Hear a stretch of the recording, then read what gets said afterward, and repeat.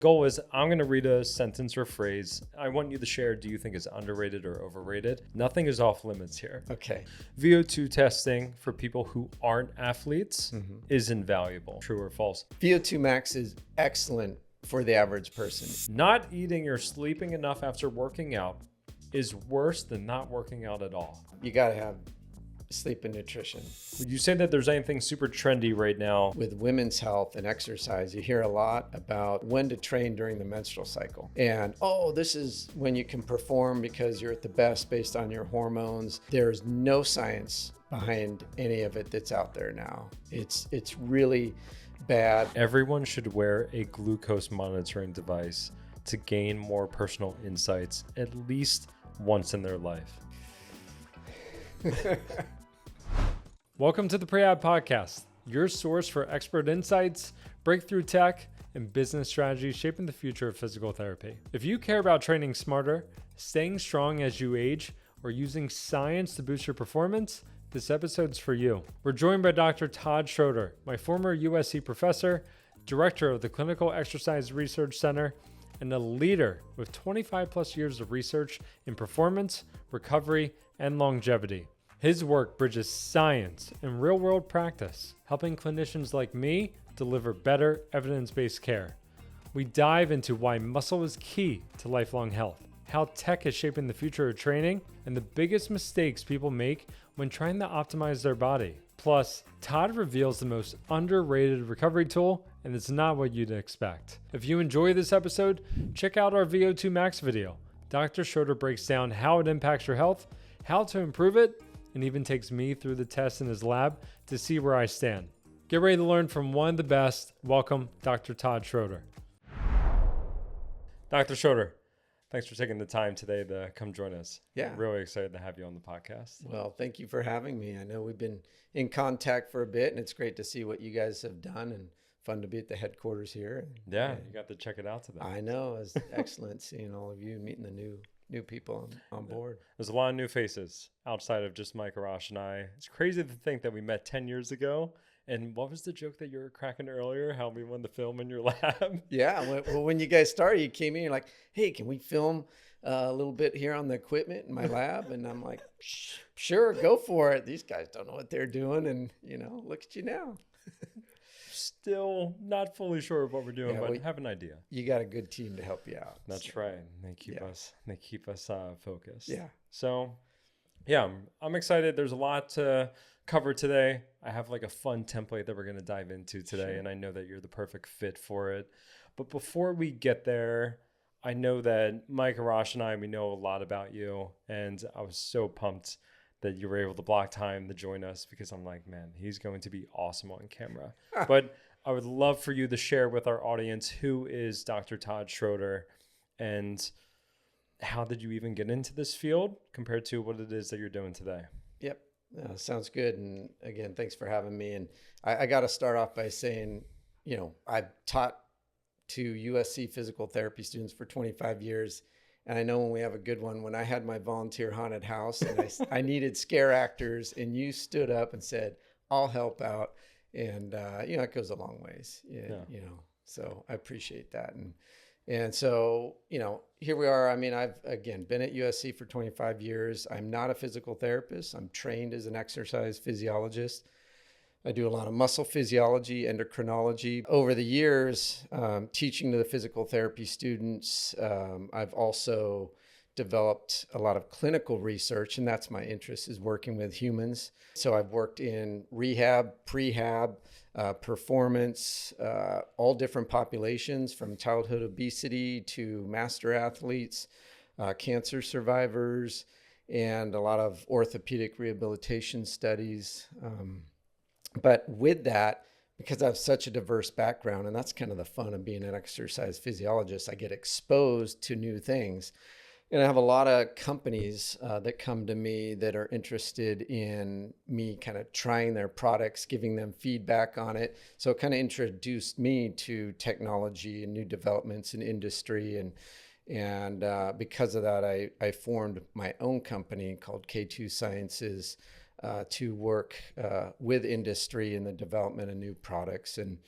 And so that's been a lot of fun. And again, I get exposed to new things, which is great. Sometimes we're just consulting, giving information on how this new product can be used in physical therapy or health and wellness or with elite athletes. And other times it's doing full-blown clinical trials. And I've done everything, from pharmaceutical space to new exercise equipment, to shoes, you name it, been there. A lot of wearable devices, and some of the stuff we might come up today just talking. I don't often say the names of the products specifically, just because I work with so many different companies. I don't endorse one per se as better than another, but yeah. Yeah, that's why I'm most excited, because personally, I've always been in the gadgets. Mm-hmm. And that's just been a thing since I was a kid. I was really in the video games, and then all the wearables, even going back to, I think, like the first Nike band. I'm blanking on the name, what it was, but I was like, this thing is cool. And then when Whoop got started, it was like, okay, get in the Whoop. And now somehow I've worn this thing for as long as I've been married. Yeah, all three of us. And then back to when we were students, being in your lab doing VO2 max testing. Mm-hmm. I forget what it was. You would give like $200. And you were waving $100 bill in class, and you're like, whoever has a VO2 max greater than 50 or 55, right? Like $100. Like challenge accepted. And I was like, well, I have no shot of that one. So well, now maybe you've been training. Maybe on the bike. I don't think running. That's where I wanted to go today. And I'd love to hear more about K2 Sciences. Like, when did you start this, and what does your day-to-day look like now? Yeah, I'm a full-time professor at USC, and I love working with students and doing research. But again, that's given me opportunity outside of USC to connect with industry and in development of products. And I bring a lot of that back to my teaching and into the lab, and even working with physical therapists outside of USC. Once students graduate, like yourself, move on and develop a career in PT. And I've worked with a lot of graduates in different projects as well. But the K2 Sciences that we formed, I have a business partner who's got a background more on the business side. I'm the chief science officer. But between the two of us, we've put together a large team of consultants. And again, we work with a number of different companies in different aspects. Our portfolio keeps getting bigger and bigger, and we can only do so much. But we kind of pick and choose who we want to work with and what the products are, and if we think they're going to have an influence in the industry, health and wellness. And because really that's, I like to take technology and find how it's applicable in different situations. And that's what we're doing now, even in the physical therapy space, is bringing technology into physical therapy and rehabilitation. I know you're great with your manual skills and hands-on stuff, but sometimes it's good to have technology to assist with that. For sure. And I think I have some interesting questions to run by you to get your input on that.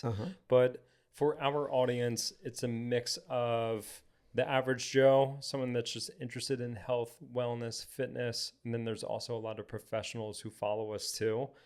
I thought it was going to be a lot of fun to have you come on the podcast, because to me, you're like my closest connection to someone like Andrew Huberman, where you've had all these years of experience doing research, doing trials, also educating and teaching, and also great personality too, like a great guy. What you didn't include in the Halloween thing is I had a root canal that failed when I was a first year student, and I woke up in this terrible pain. Long story short, I had to get a implant on my front tooth, and they're like, you're going to have a flipper. And I'm like, what is a flipper? And they told me, I'm like, okay, wow. And this is like the first year that I'm dating my now wife. And I'm like, if she sticks through this with me, like, she's got to be a keeper, because I had a fake front tooth and it was a flipper, like a retainer, and you would just pop it in and out. It was like a great party trick, or like at the restaurant. And it was the perfect fit for your Halloween theme that year. And I was like, well, I'll be a great volunteer and just have this like missing tooth. Absolutely. So the Huberman thing with today, right? It's the biggest thing why we got into what we're doing now with Prehab 10 years ago was education. When we would take breaks from your class, it was, all right, let's go on Instagram, see what content is there. And we would just see a lot of misinformation. And now today, there's an abundance of information online. But the problem is everyone has an opinion. And then more importantly, everyone has gotten pretty creative with how they cut videos and produce them. So it's hard to kind of know what is true, what isn't. And I just would love to get your input today as to how would you break down all this new technology, right? It's like, okay, well, if I'm going to get into a gym, well, what technology am I going to use and why? Do I need to track my sleep? Do I need to track my steps? And it can ultimately be like paralysis by analysis for the average person, where it's like, maybe you just need to put on shoes and go outside and go for a walk and not track anything. Yeah, absolutely. And that's where we're at. And especially with the advancement in technology now and AI and VR and everything that's out there. And it's a fun place to be. It's an overwhelming place to be. And especially for the patient or the average person or the professional athlete. I mean, we try and get certain trackers on athletes and they're like, well, I don't want that information. Or if it tells the coach I'm not doing so well, how's that affect my contract? And, there's a lot going on there.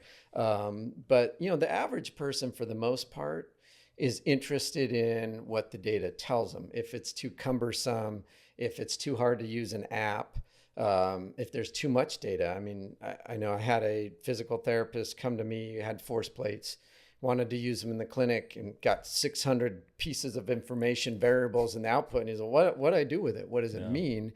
And so that's where I've tried to develop something that we help physical therapists or coaches, athletes in fine tuning what data is important for that individual or that athlete. And again, there's so much out there and you can be overwhelmed on the internet. I mean, I get overwhelmed. People approach me with new products. I'm like, I've never tried that. I've never heard of it, but I'll try it out. I'll give you my feedback and see. And some things shock me. They're much better. They work better than I ever thought they would. Other times there's a lot of money behind something and it doesn't do much. And, you have, professional athletes endorsing it and it's still not so good. But, you mentioned Whoop or the Aura Ring or, Fitbit and those type of things. And they're great if people use them. A lot of people buy them and they're kind of exciting for a little while and then they're tired of tracking their data. It takes a certain person to use it over time, but it can be very valuable. The technology is good to track movement, hydration, sleep, heart rate, all those kind of things, workload, that, you can benefit a lot from if you know how to use that data. So then with your current day-to-day, would you say your passion lies in trying to help connect the average end user to like this next great product?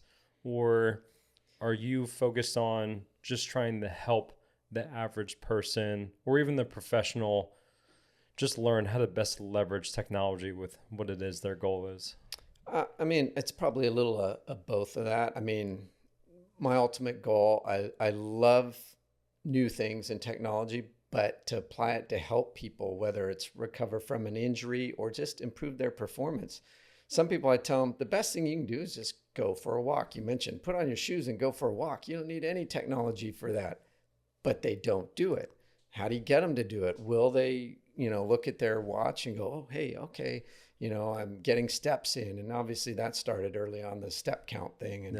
And that worked for a fair number of people. You got to find what works for each individual. And so really that's why I like all the different types of technology. Some people will wear an Oura Ring. Some people will wear a Whoop watch, and some people will put in a mouthpiece to look at, impacts on the field, whether it's, for concussion prevention for soccer or football and, that type of thing. And so there's so much that technology can provide for health and wellness in all populations. And it's like, oh, this professional athlete is using that, so I should. There is that, but really it's down to you and me and how we're doing. I know you train a little bit for triathlons and you probably use some technology. I mean, Garmin watch and, tracking maybe a little sleep. Bit too much, but I do love it. I mean, it's every year, how can I add more technology and what data points should I keep tabs on? I think the biggest thing why I like data is some of it helps me with like prospectively, okay, how do I want to adjust my week, or what do I want to focus on in this next training session? But in the rehab space, and then even for myself, I think the biggest benefit of data is, okay, if there is an issue, there is an injury, or like recently I got super sick, why did that happen? And at least let me look at the data leading up to that event. And I think that's where there's a ton of value in data. And I think that's a big thing that like pro athletes and sports teams, they really want that data, especially rehab professionals. You know, if someone comes in, they tear their ACL, and okay, well, we need to get baseline metrics because we can't manage what we don't measure, but we have no previous track record. Right. So if I test your strength today, well, I don't know where the anchor is lying because we never did this in the past. So that's why I like data.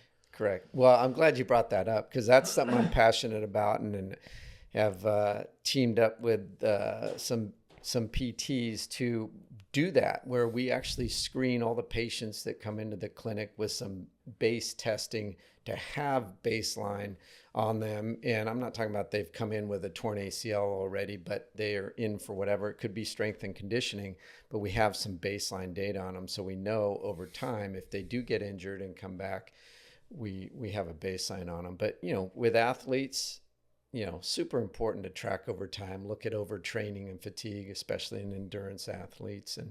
And, you know, it sounds like you're excited about data. You like it. A lot of people don't. They're like, I don't want to see the numbers. Don't show me the numbers. Just a lot of times it's like, give me a summative color, you know, red, I'm good, or I'm bad today because it's red. Give me the green. How do I get green? You know, Yeah. and real simple like that.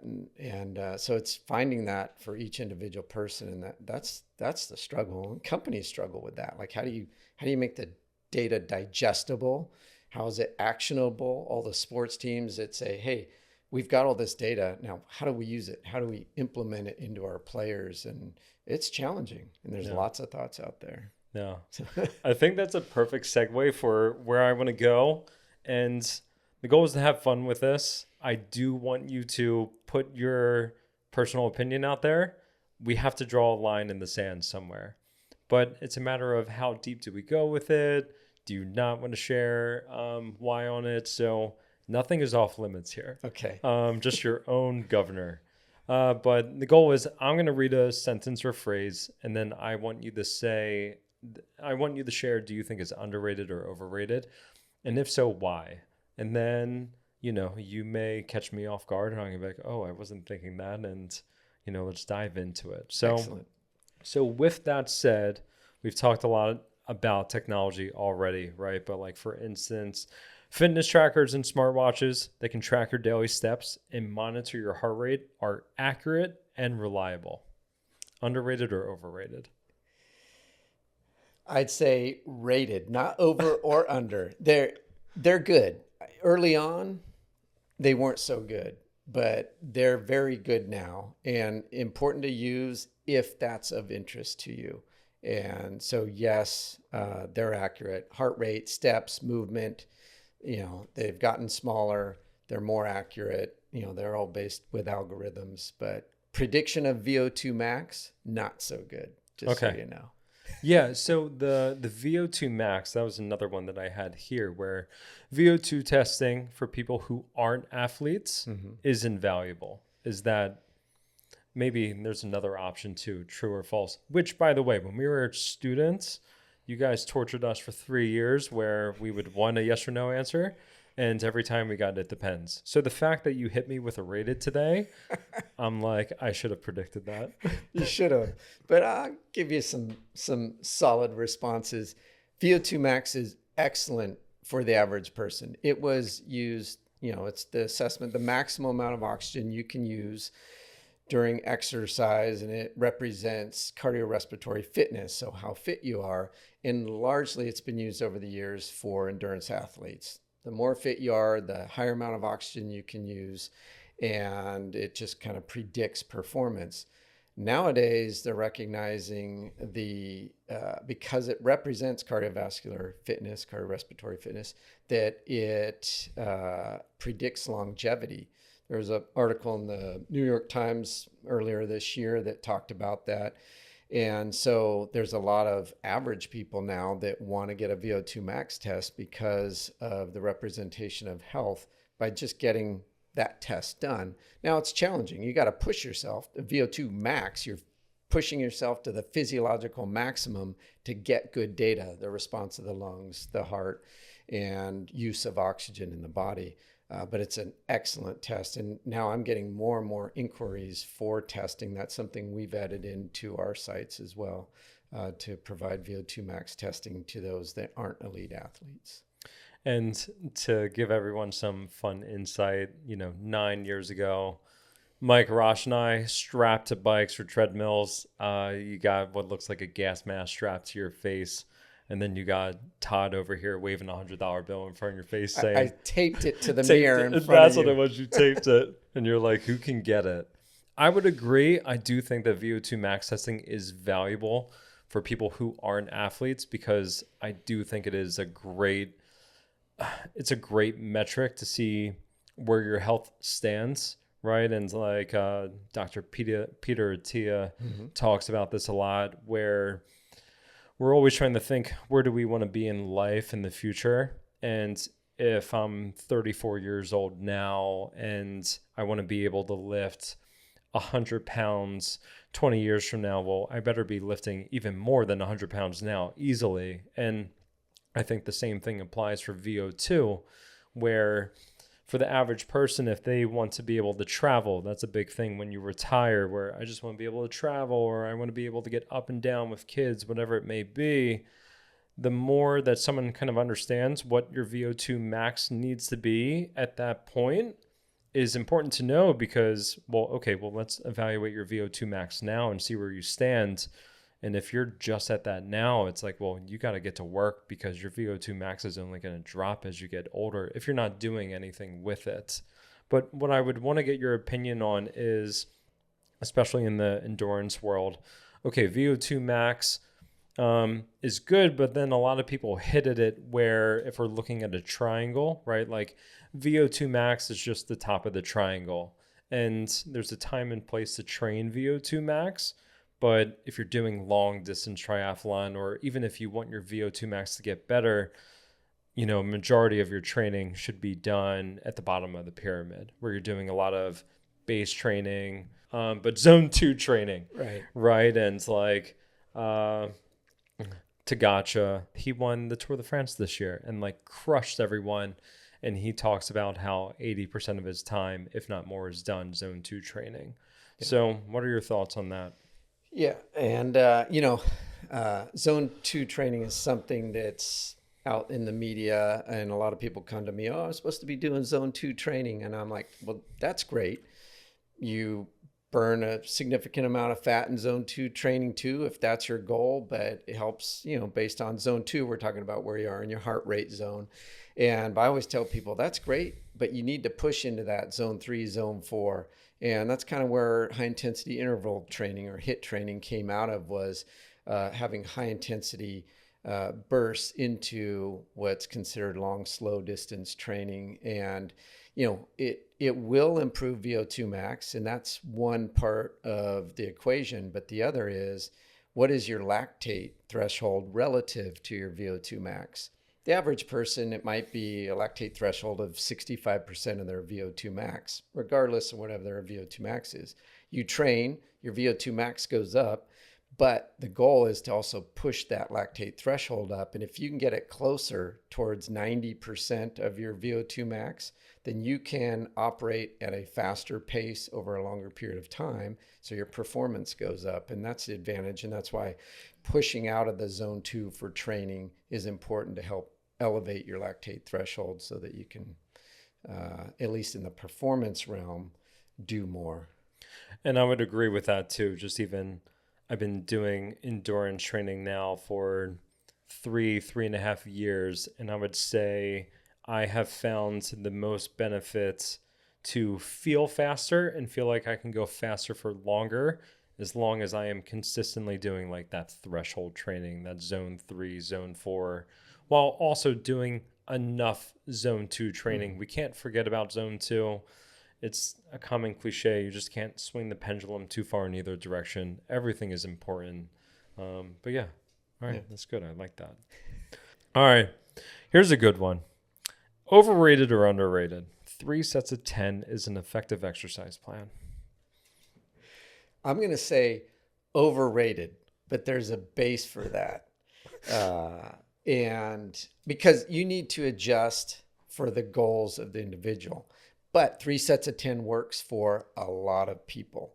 And there was no science behind it originally. And I actually have this book here. Oh, did you bring that? I brought this because I thought that was just a placement by the team. I was like, yeah, it's PRE, great. Progressive Resistance Exercise. I saw Prehab. Yeah, well, there you go. That's what you saw. That was published, I think, in 1951. And it came out of physical therapy. Captain Delorme wrote this book with Watkins, and it was the first resistance training book or manual. And it came out of physical therapy. They had a paratrooper who got injured, ACL and everything, and they just put him in a brace. And they're like, no, we need to do resistance training, heavy weights.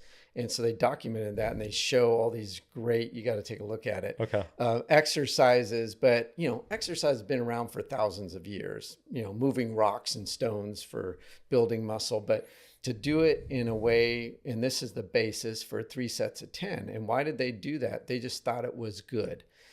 There's no scientific basis. And then years after that, we do studies. I've done them, and you look at kind of what do you need for building endurance and muscle? What do you need for building strength? What do you need for power?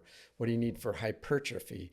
And so that pendulum swings a bit on the 3 sets of 10, because if you're doing 10 reps, that's kind of right in the middle. It's good for strength and hypertrophy, but it's not ideal for endurance, and it's not ideal for power or strength. And so you'd shift that kind of continuum there of that repetition with the workout. So, it's not overrated. It's very important. You get a lot of benefit, 3 sets of 10, but you could do 4 sets of 25. You could do 2 sets of 4, depending on your goals for strength or endurance. Yeah. And it goes back to baseline testing, right? You can't manage what you don't measure, and 3 sets of 10, it can be effective if you're measuring it, along with what is your rated perceived exertion, how many reps do you have left after doing those 10 reps. So 3 sets of 10 definitely gets a bad rap, and I think if we had to say overrated or underrated, I'd probably lean towards overrated too, but it deserves some dissecting too. Yeah, so it does. And I'm going to be the professor here. You said rate of perceived exertion. It is a rating of perceived exertion. Of perceived exertion. Why is it a rating? Because a rate you rate, a rating is a chart. Okay. So that's why. Wow. Yeah. Everyone makes that mistake. I mean, hopefully I got it right on your test. Yeah. Exactly. Hey, you made it out. You graduated. That's right. Here I am. A teeth connected as well. Yeah. How many years was that? You had with it the popping tooth? out? Yeah. I mean, I think I was only supposed to do it. I only had to do it for like 6 months, but I think I just kind of delayed. Yeah. And I had it for like 8 months. I had it for 10 months. You were like the hockey I mean, we would player. go out in LA, and I'd have like friends from home, and then they would like try to talk to a girl, and they're like, "Oh, Craig, let's say that like you're a professional hockey player and just pop your tooth out." And I was like, I think it's time to get my tooth in. Yeah. But that was a good time. Yeah, it looks good. I remember even when I went to get the surgery done, I was such a broke, cheap student. They were like, "All right, so do you want to do anesthesia?" I was like, "How much is it?" And they're like, "Oh, it's like $1,200. I'm like, "No, just like let's locally shoot it up." And that was by far the worst decision one of the worst decisions I've ever made. That was really painful. I wouldn't recommend that. All right, the next one. This is a good one. Clinicians are capable of seeing compensations with their eyes when evaluating something like weight symmetry in a squat. So, Todd, if I were to watch you squat, right, I'm looking at it and, hey, it looks pretty even. You're putting 50% of your weight in each foot. Overrated or underrated? The clinician? Or yeah, clinician and or average person. I would say underrated, because you're trained as a movement scientist, and even though you may not, after graduation, you go out and you're like, I don't feel like I know how to assess movement. You know a lot in your trained eye. And I've worked with a lot of companies with motion capture devices. Some are extremely expensive, some are very cheap, single camera systems. And oftentimes, especially the experienced physical therapists will say, I can do that with my naked eye better than that camera. And that's probably true. And I believe that based on what I've seen. But having the metrics there to be able to compare over time is really important. And that's where having the motion capture systems, and again, that with new technology, the single camera systems, they work. I don't know if you've used them, but they give you information. They're quick and easy to set up. A lot of them you can just use an iPhone or an iPad. It's not as good as a 2-camera system or a true motion capture setup where you'd have to go to a lab or you spend the money to set up in-house. But I think it's really important to understand the value of a trained physical therapist in evaluating motion and movement. I think that's your go-to number one, and you support that with the data.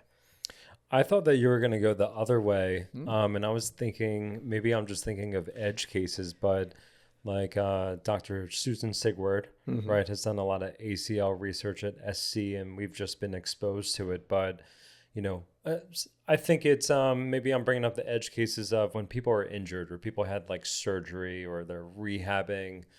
ACL, someone goes to squat, right, and it looks good, it looks symmetric, and maybe I didn't do a good enough job at asking the question, but is the person using their quad or not? Or like after someone had an Achilles injury, is someone properly using their calf or not? And I think that's where leveraging technology like force plates or if and what motion capture can tell us versus not.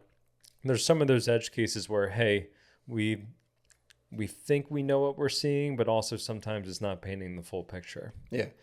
And, I'm glad you mentioned force plates because oftentimes it's a combination of video motion capture on a force plate. And the amount of information you get from that is pretty remarkable. And, it's Dr. Sigward's work in ACL looking at metrics with both of those. And she has an outstanding lab. But that's, again, that technology has gotten so much less expensive and feasible to bring into clinics. And I saw your Vald Force decks out there. And so testing on those makes it easy and you can get great data and absolutely you can tell based on the mechanics, if you're doing a counter movement jump and you have the video, of how are they balances, are they symmetrical, are they favoring one side over the other, and you can add some EMG in there if you want. Again, EMG systems, I used to pay thousands to run all the wiring for the systems, and now you can spend literally hundreds to a couple thousand and get a great system and look at muscle contractility, the EMG during some of these testings or evaluations. So that's the advantage of technology becoming cheaper and better, and then getting everyone, the average person, the physical therapist, the physician, to use that information. Here's a good question off a limb, because when we first started creating content, we wanted to implement science into exercise education.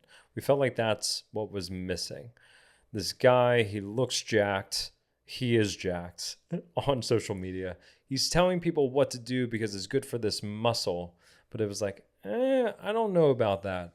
And when we first started creating content, we would lean into a lot of EMG research studies where, hey, this group of clinicians, scientists, they evaluated doing certain muscles, doing certain exercises, and then they were doing EMG, probably like surface, on the muscles to see what was getting the most activation. And it was like, all right, let's do like low trap muscles, or let's do serratus anterior. Let's do these muscles that they don't get a lot of attention in the gym or like in the fitness and wellness industry, but we know that they're really important. And they are the backbone supporters of the deltoids, the pecs, the glutes, whatever it may be. Overrated or underrated EMG studies are valuable? Because a lot of people would rip on us for doing that sometimes, and they would be like the clinician, and they're like, "Oh, you're just like deducing something." Yeah, and that's a tough one. It depends on the situation, but probably overrated for the most part. EMG is valuable if you know how to use it. And again, it's surface EMG. So it depends on a lot on subcutaneous fat, placement of the EMG. But to give a general idea, it definitely helps. There's science behind it. There's tons of EMG studies out there, but the average science person would call EMG pseudoscience. It just gives a little bit extra information. You wouldn't want to hang your hat on it like, oh, the EMG showed that, so that's why it happens. But combining, using as a tool like you were doing to talk about, oh yeah, these muscles are working, and here, look, the EMG actually shows that in these studies. That's important. It gives that credibility to it. Yeah, I mean, they're fun tools to play with, especially if you get muscles that are most superficial, right? Like you slap the electrode on the upper traps, you shrug, the machine gets really loud. Okay, you cue the person, hey, don't shrug your shoulders, raise your arm up overhead, and then it's like, oh, it's not as loud. And it's definitely gamifying exercise. I think that's why they're fun too, and that's why we leaned into it. All right, here's another good one.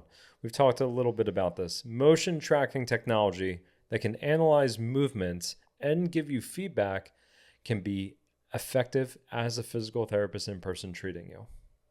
So let me add more information to this. Imagine like an app, right? Yeah. Okay, you download an app off the App Store, and the thing wants to just analyze all your movement, and it's going to tell you everything that's going on, and it's going to spit out this perfect exercise program for you.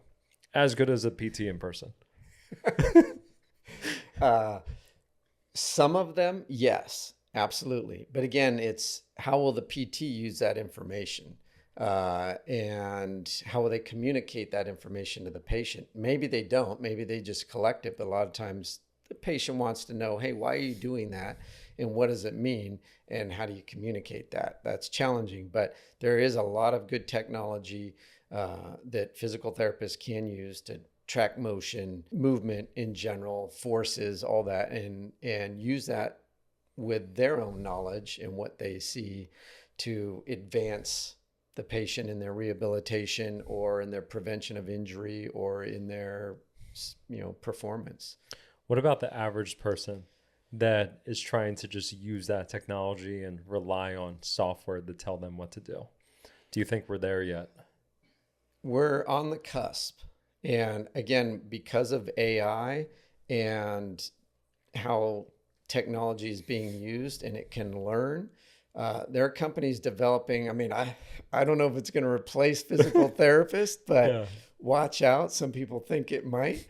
But it's pretty impressive what it can do based on your movement, how you're performing, and all the data it takes in and tells you what you should do. And then how you progress and modify, it's tracking, and then it can tell you, oh, now you need to do this. And some of it's pretty good. Now, the average person really isn't using that at this point. It's more in the research settings, but it's coming, and it's going to be available. And there already are apps that involve AI and try and advance what you're doing with your exercise. And I don't know if you guys have played with that at all. And how you feel about it. I'd be interested. I mean, how do you feel? Is it encroaching on your profession and your knowledge to know that the computer brain is saying what I should be able to say, and is it doing it better? I would say that we've always had a very open mindset, and we still maintain an open mindset. A closed mindset is just not going to get you anywhere. It's like, what am I going to learn if I believe I already know everything? And, the next question was, hey, virtual and augmented reality and AI will be the future of physical therapy and fitness. I'm not sure how, but I know that it will be in some facet. Yeah. And for us, it is adapt accordingly and lean into what our strengths are and how can we leverage this new technology that is available. I mean, we have people reaching out to us all the time that want to use our videos. I mean, I've had probably 5 emails this week already. Hey, do you have API access for your exercise videos? Because I'm going to build this product and do X, Y, and Z. And it's like, okay, there's a lot of people out there that are trying to do what we're doing, if not better. And that's why upstairs I've always kept a clock with like a little phrase that, hey, a sense of urgency, because someone is always chasing us. There's a target on our back. And there's people out there that probably have better technology than us. So it's on us to stay up to the times and know what will work and what won't work. But early out of school, we were approached by a company and we were advisors with them. And then since then, we had an exit with them. But it was really interesting, that experience, because you're working with developers and you're working with people that are creating companies where they are business people first, or they're technology first. So their perception of what is going to replace physical therapy is much different than our perception as the physical therapist. Like what we're fearful of and what they're trying to accomplish, they're similar, but it's also like, it's not like, what I find interesting is a lot of developers that want to work on motion analysis, they're doing it because they're trying to solve a problem. And to me, the problem is, well, who's paying? And the insurance companies are paying. And the insurance companies are still a little bit out of date. And they're like, well, we need to see range of motion improvement, or we need to see X, Y, and Z. And we know that some of these really simple, still reliable measurements, like they're easy to get. And that's why insurance companies like them, because, hey, it's just subjective. It's a number, takes out the subjective part of it. Is the person's range of motion getting better? Yes or no? MMT, or like sit the stand. Is the time getting better or not? Yes or no? If no, then it's hard for us to justify payment for the person to keep getting treatment. So these developers, they try to create technology to, here's a solution where we can replace people, and the insurance companies will like this. They'll buy into it. It's cost effective, and let's implement it, across the country for anyone that has an insurance plan with us. But for Mike Arash and I, it's like what these developers are focused on. They're focused on the wrong thing. Like this isn't what's going to get people better. So I think the $1 billion question is, how can we leverage AI, virtual and augmented reality, to actually get people better? And that's what we're focused on with our product. Is at the end of the day, we just need to get people to move. Yeah. So how do we make this product as easy as possible to watch exercise videos and exercise? Yeah. Let me ask you with that, because you said the right thing. You need to embrace the technology, the AI, the augmented reality, even virtual reality for this space and rehabilitation, not kind of push it back. And it's how you adapt it and bring it in to work with how you treat. And but importantly, I'm going to tell you, you mentioned something I wanted to say. Your quote upstairs, and trying to rush to get something done. You don't have to be first. You just have to be the best. Yeah. So big time. If you slow it down, do a better job, you can compete against the big companies and ones that have more money. But with what you have and all the video content you've developed, and then utilizing AI to help because a lot of times it's like someone needs to follow up and like, oh, how do they progress? Who's writing that program for them? And can it be automated in a sound way that's appropriate? And you guide the AI with that. In a sense, that's a way to utilize AI. So then you're not hands-on, advancing this individual in their program. They're using the exercises. It knows where they're at, how much weight they're doing, how many times a week, and how they're getting stronger or not, and then adjusts the program automatically. And that's a great way to use AI. So there's definitely real advantages to it. It's here. It's not going anywhere. It's how we're going to embrace it and utilize it in this space in healthcare and, physicians, medical doctors, PT, the whole thing. I think the biggest thing that I hope we continue to leverage it and find ways to implement it in our own products is it gamifies the experience. Mm-hmm. Like to be able to get feedback, see how I'm moving, get coached do more of this, do less of that, counting my reps, keeping track of what I'm doing weight wise, and giving suggestions, like that is gamifying exercise and movements. And that can have a lot of positive reinforcements, at least for the person that likes it.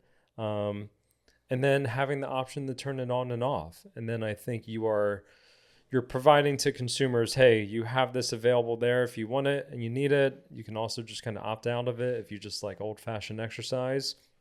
And options is what's important. The big thing for us is we want people to be able to take control of their health.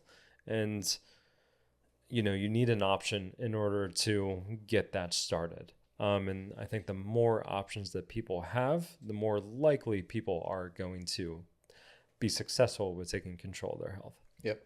No, that's good. And I actually brought something for you as a little gift. Okay. And it has a little AI built into it, but it's a shift. It's a running coach.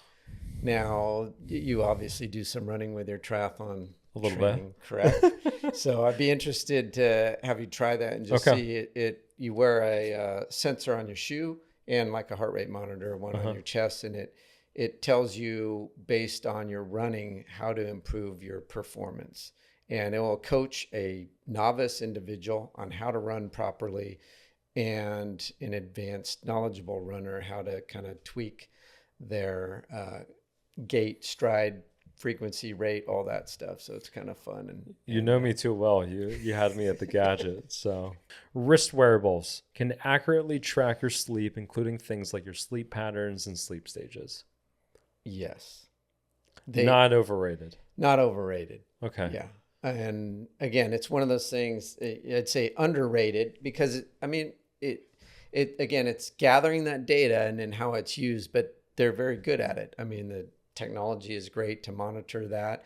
Some people don't like to sleep with a watch. They'll sleep with a ring and on or something different, maybe even a clip on their ear. But that's, you sleep on your ear. It's a little awkward. And there's all kinds of different techniques they've tried. Literally mouthpieces if you grind your teeth at night. Well, that's how I broke my tooth.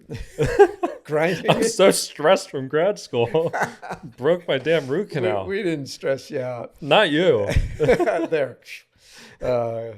So there's a lot of ways to kind of capture that information, and it's very good information to have. People underrate the value of sleep and nutrition. They just think, oh, I train, I'm good, and they don't sleep well. There's more and more data coming out every day on the importance of sleep for both physical and mental health. And to be able to track that, now it's easy to do. You don't have to have, all these electrodes placed on your head when you're sleeping at night. You can wear, a watch or a band or something, and it's definitely underrated, the value of that. Why would you suggest to someone to track their sleep? The influence on physiological function is vast in the body. I mean, there's, studies for the last 50 years showing the importance of sleep. But nowadays in our society, people are like, oh, I don't need sleep, especially the younger we are. We're like, yeah, I can get away with a few hours a night. That will add up. And physiologically, it's not good on our health from many different systems in the body. And there's just too much to cover with that. But general health and wellness, people think, oh, I can go to bed at midnight and get up at 5 a.m. and that's not enough sleep. The 8 to 9 hour thing is great. A lot of us can't do that, but that's where you really get the best recovery, and not necessarily from exercise. If you exercise, it's even better to make sure you get that sleep. The body needs time. There's shifting of cerebral spinal fluid in the body during sleep, not just the brain waves and what's happening. And so again, a lot of research on that, but because people are like, I function fine. I have a coffee in the morning and, I'm getting through the day but long-term longevity is influenced by lack of sleep during your youth, and that can add up over time. So, getting sleep's important. And the more you exercise, the more you should sleep. And you may see effects of, chronic fatigue and overtraining, we call it. And a big part of it's sleep. And that's something we look at. We look at changes in hormones. We look at the association with sleep, and then ultimately performance. And a lot of times it's in athletes because that's what matters. If the athletes aren't on the field because of overtraining or fatigue issues, then the team's not winning, and then the money's not coming in, and it's a snowball effect. And so yeah, sleep is important. Here is another good one. I'm interested to get your opinion on this. Everyone should wear a glucose monitoring device to gain more personal insights at least once in their life. Okay, when you say wear a glucose monitor, you mean just once for 7 days or something? Or are you talking about for a year? I guess what would be the minimal effective dose, right? I think I've heard 7 days can be insightful, 30 days can be more insightful. I'm sure a year is very insightful, but well, now that we have, glucose monitors, you can literally just wear a little patch on the arm and get great information from that. I'd recommend it for everybody to do because it makes you aware of that. You're like, okay, wear it for a couple weeks and eat your normal diet and see where your glucose is based on your diet. And because, type 2 diabetes and insulin resistance is a big issue in the United States and in other countries as well. And so monitoring that, just having an idea, even if you don't use a glucose monitor, routinely or indefinitely, to get an idea based on your normal diet, kind of what your glucose intake is and where you fall on that scale for health. Have you done it before? Nope. Me either. So, but I've heard about it. I have access to them, and believe it or not, I haven't done it, and I probably should now that we've had this conversation. Well, maybe not this time of year. I mean, we just had Thanksgiving last week. We did. I mean, it's a double-edged sword. So I am curious, though. Maybe once. Well, all good things, too. Diet, this is what I tell people, too. I get asked a lot about nutrition and diet, and should I do this diet or that diet? And I'm like, look, what works for you is important, but simply cutting your calories, eating the same that you always eat, just less of it, is the easiest way if you're looking at losing weight or getting healthier. And, it's important to do what you can do. People that make these drastic changes in their diet, they just don't last long term. And it's hard on them physically, it's hard on them mentally. And so just reducing your calories a little bit, slow over time, and adding in exercise. Even if exercise, people are like, I've been exercising for 3 months and I haven't lost 2 pounds. And I'm like, doesn't matter. You are healthier. I guarantee you. Yeah. If we did a VO2 max test on them, before and after those 3 months of exercise, I guarantee they'd be in better shape physiologically. And that's what's important for health. And we all have this, what do we look like? And that affects us psychologically, but Sark, where is he? Yeah, Arash, just for history, Arash was originally named, I nicknamed him Sark because he had too much muscle in physical therapy school. And I told him he's going to lose that muscle as he gets older. Sarcopenia is a loss of muscle mass with age. And so I nicknamed him Sark. That one's for you, Arash. What people don't know is because of that, I think he was so self-conscious over the next 3 years because he would pack ground turkey breasts and brown rice and a dollop of ketchup. And he would put that in his bag at 7 a.m. And then we would be in your lab or downstairs studying at 7 p.m. And he would pull out that food. I'm like, dude, you're not going to eat that, are you? And he's like, I got to keep my muscle or else Schroeder's going to call me out. That's hysterical. Good times. Yeah, those were good times. When you walked in today and called him Sark, I'd start cracking up. Here's another good one. Since we're kind of talking about nutrition, handheld body fat tools are reliable and accurate. Yes, they are. I've done a lot of work with bioelectrical impedance devices, which are usually the handheld devices available today. There's a lot of different ones out there. There's scales you can stand on. You can get them at Target and they tell you your weight and your body fat. There's ones you can hold in your hand. You even see them at Rite Aid in the Higgy Health Station. You can get your body fat for free on the blood pressure health station. And some of them cost $50. Some of them cost $25,000. They vary in how they work, but overall, there's an algorithm associated with it, and it does give you. It might not be accurate in the sense that if you compared to a gold standard like a DEXA scan for body composition of, oh, you have exactly 19% body fat, and then you use one of these devices and it tells you, oh, you're 15 or 16% body fat. So it's a little lower. It might not be accurate, but it's reliable. On a day-to-day basis, it'll tell you for the most part how your body composition is changing, and it can be important for people to use. I always recommend it over scale weight.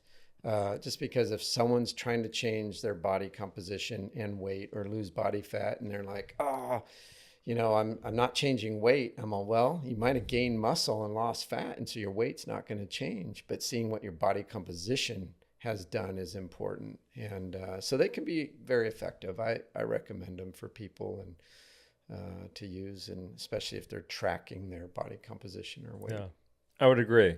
I think, again, it's all about access. That's another big thing that we're focused on is just access. And like you pointed out, they're reliable. So even if it is overshooting something like a DEXA scan, well, at least it is consistently, overshooting, and it's reliable, and you'll just kind of work off of that number. Yeah. So I think that's good. Well, I'll tell you, it's usually undershooting. Oh, yeah?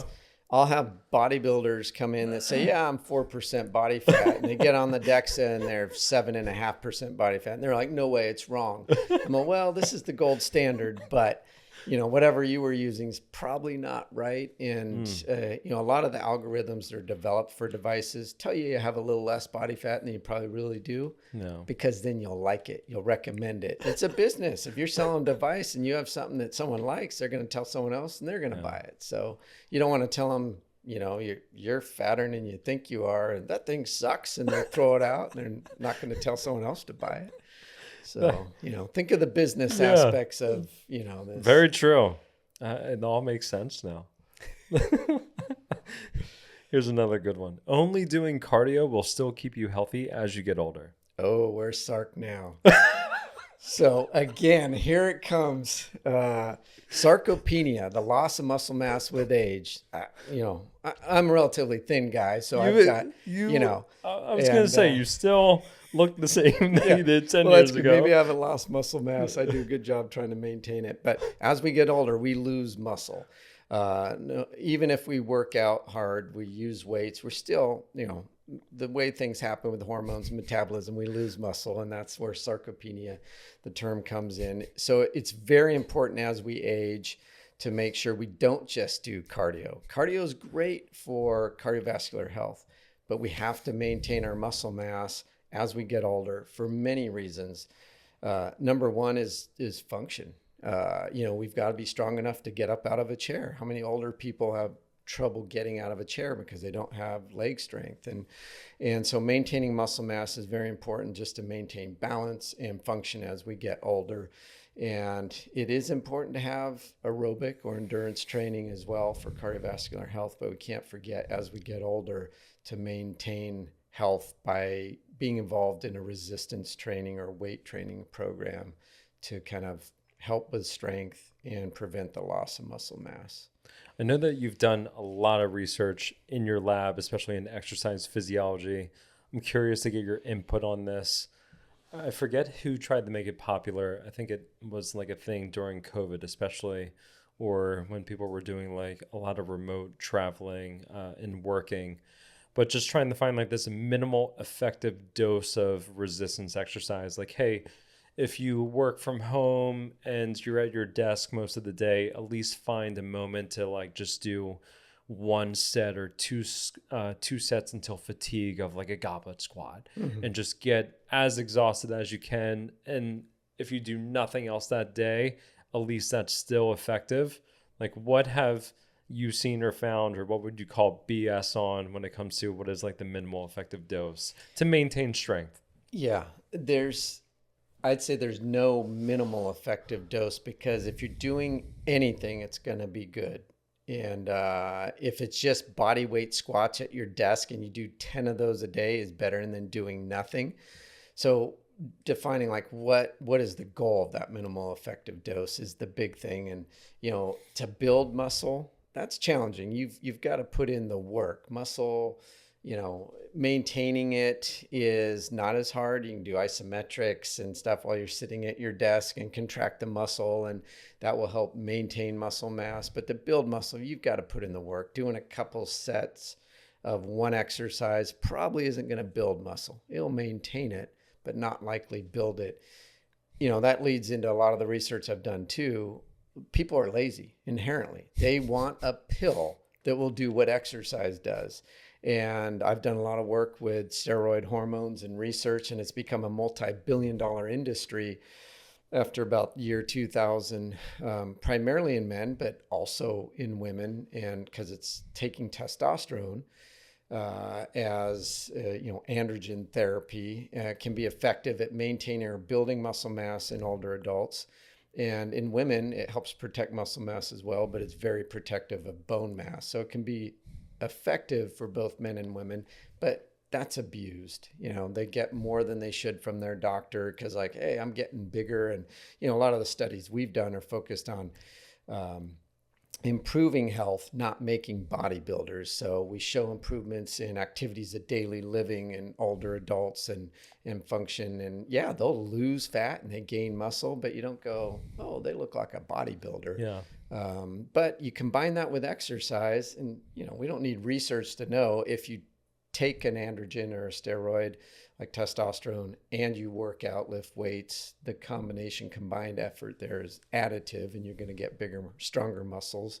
But just lifting weights is super important as we get older. And I encourage all the people I work with to do that at some level. Even if it's a little bit, it's still helpful. A couple of things. Having a flashback to one of your lectures, you showed us the image of the mice as well as the bull, the ones that, and I taught this when we would teach BFR courses. I literally found those images on the internet and added them. And it was like, these are animals that they have that, they block that receptor. Myostatin. Yeah. Yeah. And they're just like absolutely yoked all the time, and they do nothing. Yeah. And then, so that was one funny thing that I wanted to share with you. And the other thing was, I feel like I was so fired up for your class, and even Arash and I was, because when I was like first looking up your name, when I was a student, I remember, I don't know if you can speak to it or not, but weren't you involved in a study where like you were implementing testosterone in professional athletes, like post ACL? And like, weren't you involved in like one really famous athlete? We can cut this out if we need. We won't talk about the athletes, but yes, we've done work, and that's applying, again, steroids has a stigma of like, oh, bodybuilding, but it's been used in the clinical setting. And we've demonstrated with studies, particularly in the ACL recovery, if you start giving someone testosterone at the time of their injury and following through surgery, that recovery is better. And there's a lot more than just being stronger and building muscle mass. It reduces fat infiltration into the muscle. It reduces inflammation and helps recovery. And so we see that people recover better if they have a given level of testosterone in their system. And it's different depending if you're a man or a woman, but it can be very effective. So this may be getting deep, but I remember reading one study, and it was like when an ACL ruptures, there's this huge dump of myostatin in the body. And is that because when we get injured, you talked about it earlier, building muscle, it is hard work to do, and muscle is such expensive real estate in the body. Does the body physiologically reactively do that because it knows that it has to take all that energy and resources to usually maintain that expensive real estate, and we can no longer afford this, and now we have to put it into the injury to help it heal and recover? Yeah. You raise a perfect point, and surgery itself is catabolic. And what does that mean? It means you lose muscle mass just by having surgery. And people are like, well, why? Is it because I was sedentary? Well, yeah, that will contribute. You're not using the muscle if you're sedentary afterwards. But the big issue is, and it's kind of what you touched on there, your muscle has a lot of protein, and it's a metabolic organ, but it provides amino acids and the important regulators for the immune system. And so when you have an injury or you're sick, you're going to rely on skeletal muscle protein to boost your leukocytes, white blood cells in your immune system, to help with inflammation recovery. And so you lose muscle mass in that sense. And that's why certain diseases are so prolific, in that you lose so much muscle mass that actually death is imminent. And they say you lose about 30 of your muscle mass from disease that you're likely going to not survive. And so it is a reservoir for that. And that's why it's so important to maintain your muscle mass, protect it. And that's why, there's cases, it started with AIDS wasting syndrome. Some of the early work I got involved with, the big thing was giving people that had AIDS and they're losing muscle mass, steroids, appetite stimulators, getting lots of protein in their diet to try and maintain that muscle mass, because the body's just using it to try and fight the disease. That's interesting. I didn't know that part about the immune system, but it does make sense, because I got sick a few weeks ago, and I feel like now my nickname is Sark over the next couple of weeks. Two of you. Well, and then doing all the triathlon training, I mean, it's so hard. You kind of have to pick and choose what it is that you want to accomplish and when. So this fall is, okay, eat as much as I can, lift as heavy and as frequent as I can to just get as strong as possible. Because when January hits, I mean, I'm going to be wasting. I'm going to be wasting away, pounding the pavement, spending a lot of time on the bike. And yeah, I've been called a land athlete. This was new. A month ago, I was swimming, and this guy's like, he's like, how long have you been swimming? Where are you working for? I was like, oh, I'm signed up for, an Ironman. And he goes, are you a land athlete? And I'm like, you mean, did I play sports growing up on the ground? I was like, yes. He goes, yeah, you look like a land athlete. So yeah, I got to spend a lot of time in the pool come January. And it's just so hard to then try to it's even a win if I just maintain the muscle and strength that I had. But it's hard. It's very hard. Do you track that? Do you track your body composition?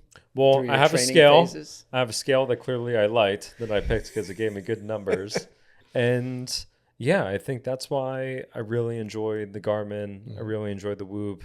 And yeah, now that I've had a few cycles, COVID happened. I got in the running because I lost access to a stair climber, a bike, you name it. So then I ran a marathon. I was like, okay, that's fun. Now let me try triathlon. And then I did my first 70.3.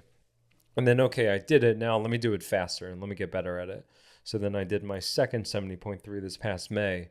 And now that I've had a few cycles of training where I know that I can't just go for a 12-mile run and eat a box of pretzels and goldfish. There has to be nutrition at the plan, sleep. I'm really excited for this bout of training because number one, it's going to be a big challenge. I'm doubling everything and doing a hard course with Ironman Lake Placid. So I really have to dial in everything that I'm doing. And then more importantly, okay, I'm really familiar with the schedule. It's not as overwhelming. And now that it requires less energy to kind of focus on everything, now I can put a little bit more time and energy into my paces, how fast I am, VO2 max, all the weight that I'm lifting, etc. So I am really excited to track more this year and reflect on what my numbers were the past couple years. So even this go around, I took time off from August, formal training basically since June, July, until January. And then that's when I'll start working with a coach again. But I was like, hey, let me just look at my training stress score the last 3 years when I started working with a coach. And I said, okay, I just kind of need to be there, ideally even a little bit higher by the end of December. And then when January hits, okay, I'm kind of picking up where I need to be.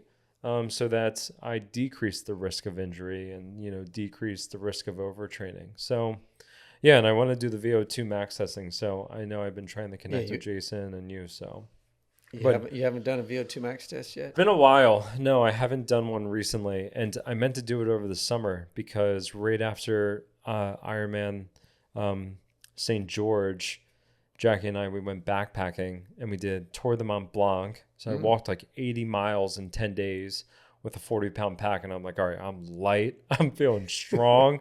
Like my knees hurt a little bit. But outside of that, this would be the peak time to like measure my VO2 max. I was acclimatized. I had altitude in my blood. Yep. And then I didn't do it. Yep. So here we are. We'll get you tested, get a baseline on you. Well, now we've set the floor, so now I can only go up. Yeah. Versus I may have only found the ceiling. Here's a really good one. Okay, so I was like, this was a light bulb question. I'm excited to hear your thoughts. Not eating or sleeping enough after working out is worse than not working out at all. True or false? Or overrated or underrated? For health? Yeah, let's go with health. Yeah, underrated. You gotta have sleep and nutrition. Without even, if you don't work out, you're gonna go downhill unless you take care of that. And I kind of touched on it earlier, but it's so important to have health and nutrition. And again, people love their comfort foods. They like to stay up and watch TV and binge some show or party on weekends and not get sleep. And, I get it. That's fun, but health, it's going to take a toll. And that's where balancing with exercise. Okay, you do some of that. Everything in moderation is okay, but you got to balance your sleep and nutrition. Add that exercise component in, and you're going to do what you can do to live the healthiest life. What about the person that's listening right now that is starting to feel guilty because they have had bad sleep and bad nutrition in their life up to now? What do you tell them to get them fired up? There's always time to change, but start slow and don't do both at the same time. Again, it's not, I got to go to bed at 9:00 every night and get up at 6 a.m. or 7 a.m. And sometimes it's not feasible.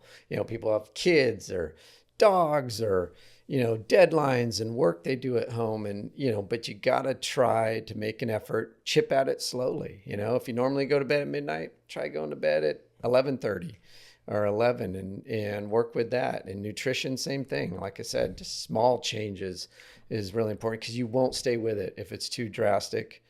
People do for a while and they change their body composition, their health, and they feel good, but it's hard to maintain that. Stresses them out, and then they go back to what they were doing before, and sometimes to a greater extent.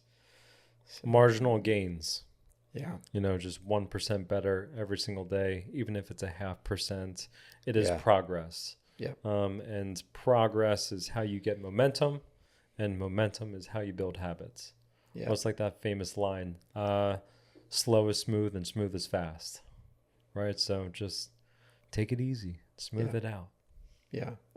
People like to have things change fast, and it's hard. That's why people want to take something or some new supplement that will accelerate, or some new drink, protein shake. Oh, this worked for so-and-so, or, we can blame a lot of that. We can blame social media reels for that. You see what someone has worked on for 2 years, recapped in a matter of 8 seconds. Yeah.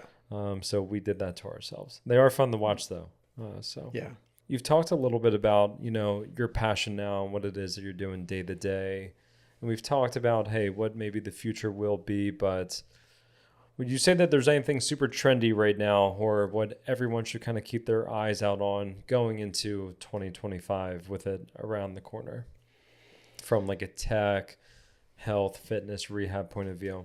Yeah, I want to kind of touch 2 points to that. I mean, first of all, I think it's going to be the AI in the exercise space, and how is that going to influence coaching, and or when I say coaching, like exercise prescription, trainers, and what people can get online that will AI will help get them there without a personal coach doing it. And I think it'll be pretty effective. So that's coming. It's how are we going to accept that, right? And so there's a lot to be learned with it, and what AI will do, I don't know, but it'll be fun. So that's exciting. That's coming, and I'll be interested to be a part of that. We're already starting some things with it, but the big thing that I often see, and I'm actually building some research around that with my current graduate PhD student, is with women's health and exercise. You hear a lot about, and this is in the social media, about when to train during the menstrual cycle. And, oh, this is when you can perform because you're at the best based on your hormones. And there's no science behind any of it that's out there now. It's really bad. And, women are changing their training around what's put out there in social media and training during the menstrual cycle status. And so we're starting some work in that space and looking at the influence of endogenous sex hormones, estrogen, progesterone, throughout the menstrual cycle and how it affects recovery. And that can be applied, that's recovery from exercise, but it'll be recovery from injury and tissue healing. I mean, there's a lot that's just underserved in women in the research space. I mean, you look at studies, and about 10% of studies in the sports and exercise space for recovery is in women, about 10%. So 90% in men. And you can't say that a woman's body with the different hormones responds the same as men. I mean, men have 10 to 12 times more testosterone than women, but women have 10 to 12 times more estrogen.